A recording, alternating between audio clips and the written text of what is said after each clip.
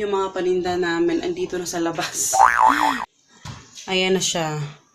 Tatakpan lang natin. Wow! Sarap. Kasi meron akong dinatago sa inyo na hindi ko sinasabi nung paglipat namin dito. Ang dahilan talaga ng paglipat namin is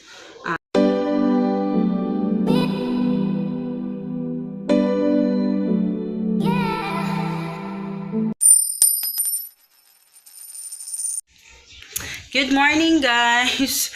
So, ngayon, naputol-putol ito ang aking vlog. Today pala is December 27, 2018. 27 ba? Yes, 27, 2018.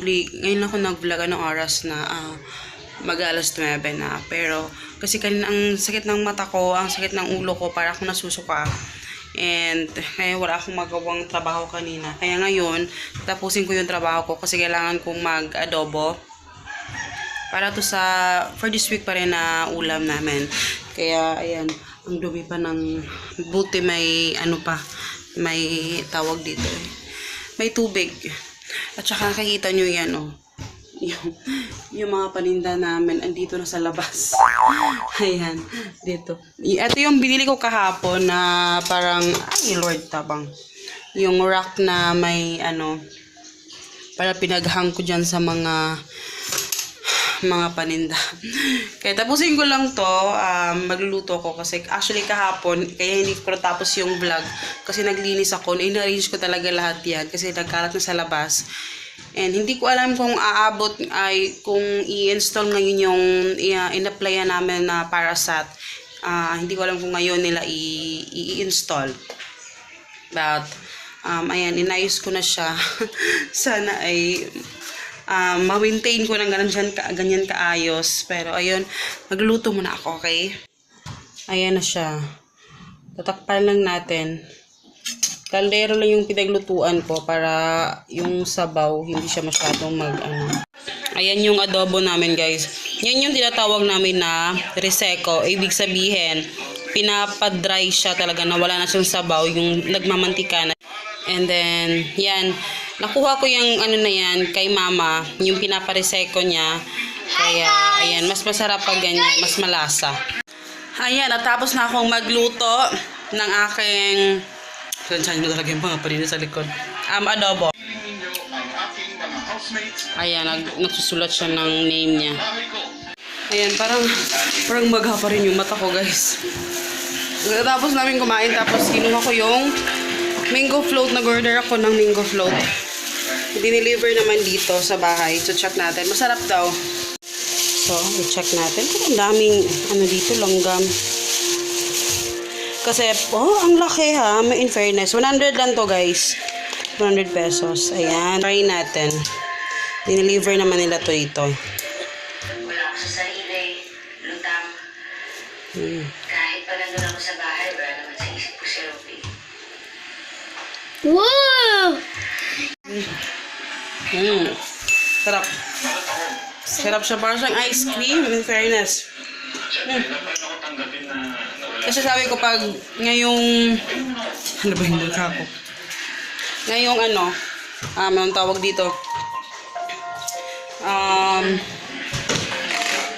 New Year, mag-order ako sa kanya ng 2 ganyan for New Year. Pag nagustuhan ko.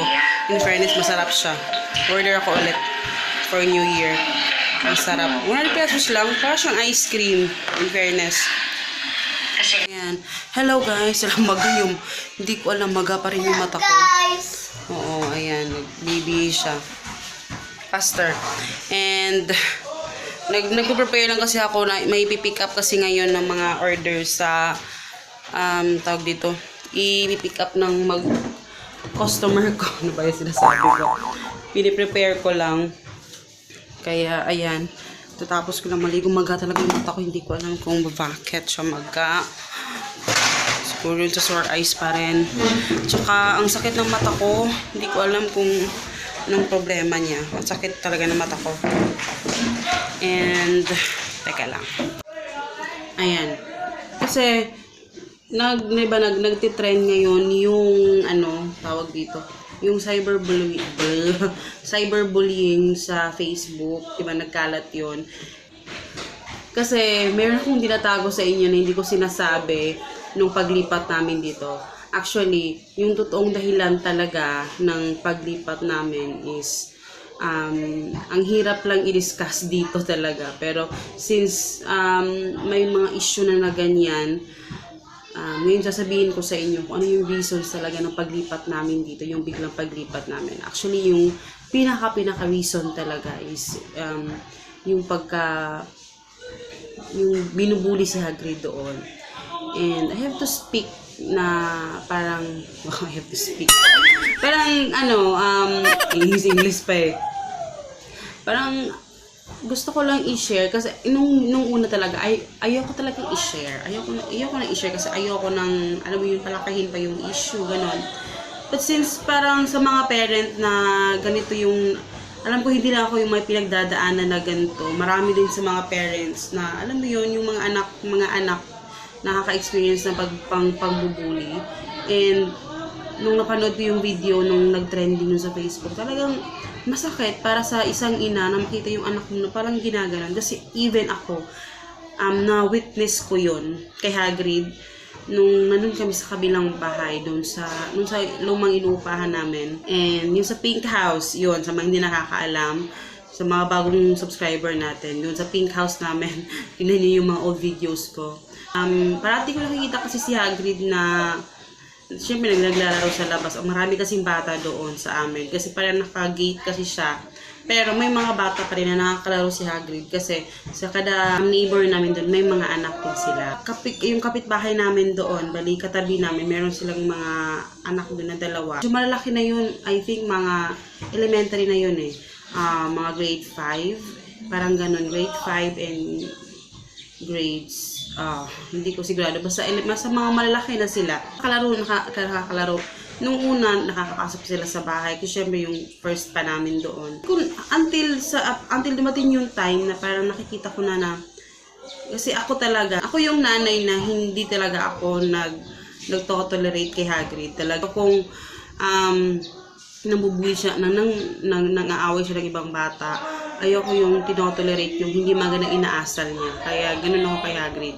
Nung time na yon nakita ko siya nung naglalaro sila. Kasi sa mga bata naman, normal lang naman yung may nag-aaway. Normal lang talaga yun para sa akin. Normal lang yun. Kaya nung una, parang hindi ko lang pinapansin. Kasi sa Hagrid umuwi siya, umiiyak, ganyan. Okay lang yan, normal lang yan ang nag-aaway, ganyan. Until yung na-witness ko talaga na talagang binubuli na siya. Alam mo yung pangbubuli na parang may kasama ng physical. Siyempre na meron ka rin takot to, siyempre baka madisgrasya si Hagrid yung anak mo, ganun. Kasi hindi talaga ako nag-ano kay Hagrid, hindi ako kumakampi talaga every time na may nangaaway sa kanya. Talaga pinagsasabihan ko lang talaga siya na pabayaan na lang, ganun. Pero nung time na yun, talagang nakita ko talaga sa loob mata pa na binuli talaga siya, talagang inano dito sa likod. Kasi hindi siya din kasi ang malalaki na kasi ng mga bata. So parang inano siya dito sa ulo, parang ganyan. Basta ang dami akong nakita na gano'n na nung una binaliwala ko lang. So parang feeling ko, every na lang na lumalabas si Hagrid, gano'n yung ginagawa nila. As in silang dalawa. Tsaka yung dalawang bata na yun is nag-aaral sila ng karate. So parang ginagamit nila sa alam mo yun doon sa pambubuli. At yun. And then sabi ko nung una hindi ko sinabi kay Papa na gano'n. Hindi ko sinabi na parang nabubuli na si Hagrid. Taon lang na nung pa-duty na siya, hindi pa siya nakasakay ng jeep. As in, witness niya na talagang inano si Hagrid, pinagtulungan siya ng dalawang bata, yung magkapatid kasi sila. So parang na-witness siya. So syempre siya, yun ang tatay, si Papa talaga, siya talaga yung tatay na kumakampi sa anak. Talagang ayun niya nakikita na ginagawa yung anak niya. So magkaiba kami ng mga ni Papa. Pag ganyan, teka lang, ang pangit ng angulo. And ayun nga. And na nagalit si Papa. Nagalit si Papa dun sa bata. Wait. So, ayun nga, nagalit si Papa dun sa bata. And, hindi naman nagalit na nagalit. Parang napagsabihan niya lang na hindi dapat ganon. Kasi, binugbog talaga nila si Hagrid. Binugbog nila talaga. And ako naman, pag umalis kasi si Papa, nilala ko na may kino-close na yung door. Kasi nasa labas lang siya naglalaro. So, hindi ko alam na may ganon palang eksena na nangyari dun sa labas. Morning na morning. And then, napagsabihan ni Papa yung mga bata na dapat hindi ganyan na binubugbog nyo. Kasi ang liit pa ni Hagrid, ganyan. So, parang, ang nangyari, may confrontation doon sa parent ng bata. Bali yung father ng bata. Kasi nandun pala siya sa loob ng bahay. So, sila yung nag-usap ni Papa. Parang may confrontation sila. So, si Papa pa naman, hindi siya marunong alam mo yung proper na conversation na parang kalma lang, chill, ganon. So, parang lumabas ako na ganyan. May confrontation na parang sinabi ko yung side ko kasi parang yung parent hindi din nila alam kung ano yung mga nangyayari the whole day, kung ano yung mga ginagawa ng anak nila kasi yung parents kasi silang dalawa yung nagtatrabaho, so yung mga bata ay iwan palagi dun sa bahay ha, as in wala silang guardian na kasama doon, sila lang dalawa kasi nagtatrabaho yung dalawang magulang. Talagang sinabi ko na ako yung nakakaalam kasi ako yung nandito sa bahay. So parang ganyan, sinabi ko talaga na ganyan yung nangyayari. Yung anak ko binubugbog nila. Hindi ko lang sinasabi kasi ganyan. And then, lumabas yung ano niya na yun nga, sinabi ko sa kanya yung nangyari, ganyan, kwento ko sa inyo, no? Para at least malaman ninyo na hindi din maganda sa pakiramdam na may nakakaano ka ng ang tawag dito, parang hindi maganda sa pakiramdam na parang nag-aano ka ng ibang bata, 'di ba? Parang kung hindi man sila, kasi iba-iba kasi tayong mga magulang, iba-iba yung pagdidisiplina natin sa ating mga anak. Pero sana wag naman umabot sa punto na nambubuli na sila ng mga kapwa bata, hindi ba? And yun, yung may confrontation na ganun. So sinabi niya na parang tinuruan niya daw yung mga anak niya na pag ano daw, sinaktan daw sila, parang pag second time na daw na sinasaktan sila, ganun, saktan din daw nila yung kalaban nila, ganun. Sabi ko, okay lang naman makipag-away sila kung sa kalibel lang nila na edad. Pero ang liit pa ng anak ko, ang liit pa ng ano, and then yun, so yun yung nangyari. So may confrontation dun na naganap. And yun, nag-decide kami na parang, kasi sabi ko talaga, wala tayong iba, sabi ko talaga, kasi ako yung nakipag-usap sa lalaki, sa father. Sabi ko, wala na kaming magagawa dyan, sir, kung yun yung klase pagdidisiplina mo sa anak mo, na parang tinuruan mo sila na makipag-away pala. So, wala natin dapat pag-usapan pa, dahil kayo naman para yung parent, yung nagtuturo sa anak mo na ganyan. Kasi, which is, hindi naman talaga tama, naturuan mo yung anak mo makipag-away. Sabi ko, hindi ako makapaniwala talaga nung sinabi niya na siya talaga yung mismo talaga yung nagturo sa mga anak niya na gano'n. And yun, walang nangyari. So sabi ko, yun nang nagsabi kami sa may-ari na lilipat na kami. And nung lumipat kami, that day, saka din namin ang tawag dito. Saka lang din namin nalaman na kasi may bata pa doon na isa, doon sa taas, na mas maliit pa kay Hagrid. Yun din palang bata yun, binubuli din pala nila. Binubugbog-bugbog. So, nung lumipat kami dito, nung nakalipat na kami, yung kasi parang naging friend namin yung parent kasi nung bata na yun sa taas. Kasi talaga smell talaga siya every time nung bubaba siya. Kasi, di ba sa baba kami, sa taas sila. So, parang nakita sa mall si Papa at yung parang neighbor din namin doon sa lumang nirentahan namin. So, sabi niya na yun din pala yung anak niya kasi nakita sa CCTV pala nung may-ari na ganon din yung ginagawa ng mga bata doon sa isang bata din na so parang galit na galit siya na kasi mas maliit pa kay Hagrid yun. So ganon, diba? So parang nakakatakot lang kahit saan ka pala pumunta. Ngayon ko na-realize na, syempre nung lumipat kami dito, ngayon mo marirealize na parang kahit pala saan ka pumunta, meron mga bata na mambubuli talaga sa anak mo or sa'yo. Or, I think, malaking bagay yung pagdisiplina natin as mga magulang. Malaki yung bagay natin. Malaki yung bagay na dapat maging role natin dun sa mga pangyayari niyan. Kasi, hindi mo talaga mapipigilan na may mambubuli. Pero, ang naging lang namin ni Papa, siguro turuan namin si Hagrid na depensahan yung sarili niya. Kasi, hindi talaga siya pumapatol. Talagang umiiyak lang yan. So, sabi ko, kailangan nating turuan na depensahan din yung sarili niya. Kasi, alam niyo bang may nabalita rin na dahil sa pambubuli, nagpakamatay yung bata. So, di ba nakakatakot dun sa panahon ngayon? Kayo sa mga nanay, alam niyo, struggle ko din to talaga ngayon. Talagang sinishare ko din to sa inyo talaga. Kasi para, din, sa mga expert na ng mga nanay dyan, alam ko marami sa inyo, talagang mga expert na, ano yung i-advise nyo sa ganitong sitwasyon, na alam nyo na nabubuli yung anak nyo. And, kasi struggle ko din talaga ito ngayon. Struggle ko talaga na kung paano ko pagtitibayan si Hagrid sa mga ganyan sitwasyon. Kasi, I think normal lang sa buhay yan. Ako naman noon na-experience ko rin mabuli, pero nalagpasan ko rin naman yun.